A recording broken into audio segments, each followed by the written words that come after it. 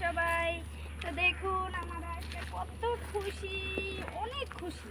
আজকে অফিসে আমাদের 5টায় ছুটি দিচ্ছে, তো আমরা একটা বান্ধবীর বাসায় চলে আসছি। কিন্তু বান্ধবীর বাস গেটটা না ওই সাইড দিয়ে ঘুরে যাওয়া লাগবে। তো আপনাদের এতক্ষণ তো ঘুরে দেখানোর সময় নাই। তো দেখেন এই যে চোর না ঢোকার জন্য দেখছেন কাজগুলা আর তার দিছে যাতে চোর না ঢুকতে পারে, অনেক সুন্দর করে দিছে যাতে চোর না ঢুকতে পারে।